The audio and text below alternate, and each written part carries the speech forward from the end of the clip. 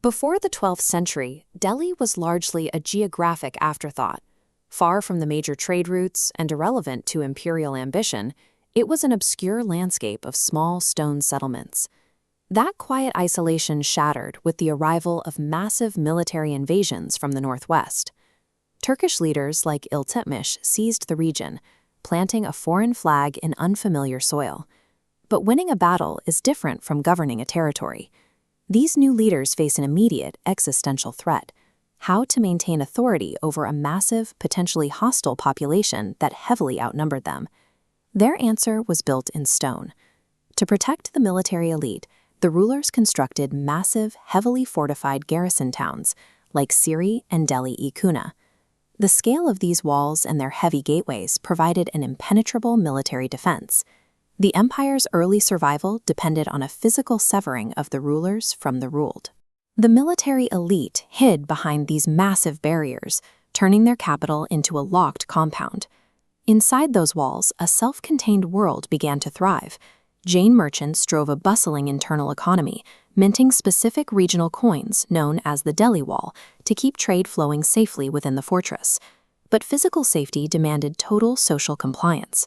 The garrison society operated on a rigid hierarchy, dictated by the circumstances of noble birth and gender. We see the weight of this structure during the reign of Razia Sultan. Despite being recognized as the most capable heir to the throne, she was forced out of power after just 4 years. The nobility simply refused to be ruled by a woman. Those towering walls achieved 2 goals. They kept hostile armies out while locking an inescapable social order in. Beyond the safety of the garrison lay the hinterlands, the vast, exposed agricultural zones where the actual wealth of the empire was grown. Keeping the walled cities fed and funded required an aggressive, systematic extraction of resources from the rural peasants. This diagram shows how a peasant's total crop yield was divided under the core economic mechanism of the Sultanate, known as the Kharaj tax. The Kharaj demanded a staggering 50% of a farmer's total agricultural produce. Half of everything they grew in a year vanished behind the city walls. On top of the harvest tax, commoners faced secondary levies on their cattle and the very houses they lived in. While the rural poor were being systematically squeezed, the world inside the administration was experiencing a sudden shakeup. Later rulers like Muhammad bin Tughlaq enraged the traditional nobility by promoting commoners. He elevated cooks, barbers, and wine distillers straight into high-ranking administrative posts. You now had a starving, overtaxed peasantry outside the walls and deeply resentful nobility inside them. This combination created a fractured society that military walls alone could no longer hold together. The sultans sought a way to bind this fracturing population. Their solution was the construction of colossal congregational mosques like Quwwat-ul-Islam and Begumpuri. These mosques functioned as vast community engines, built at a scale designed to gather massive crowds simultaneously in one central courtyard. Inside this space, a respected imam would deliver the central sermon, known as the khutbah. The state effectively created a captive, unified audience. The architecture itself enforced physical conformity.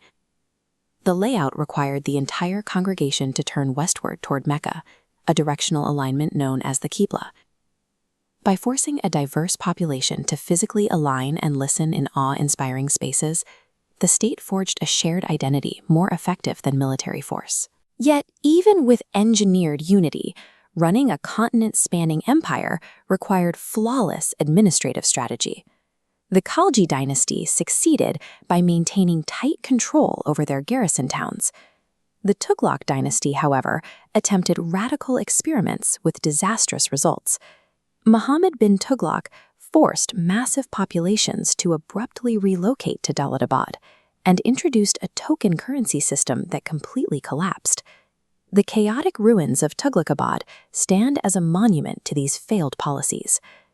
When the rulers strayed from their foundational balance of strict geographical control and unified religious spaces, the Sultanate's borders began to irrevocably fracture. On the global stage during this period, the contrast is sharp. While Europe was engaged in the religious violence of the Crusades, the Delhi Sultans used religion and monumental architecture as a method of supreme societal consolidation.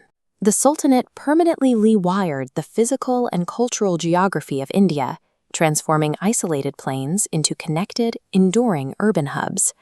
The Delhi Sultanate built the urban foundations of the modern subcontinent by fusing the brutal realities of economic extraction with the unifying, inescapable awe of stone and faith.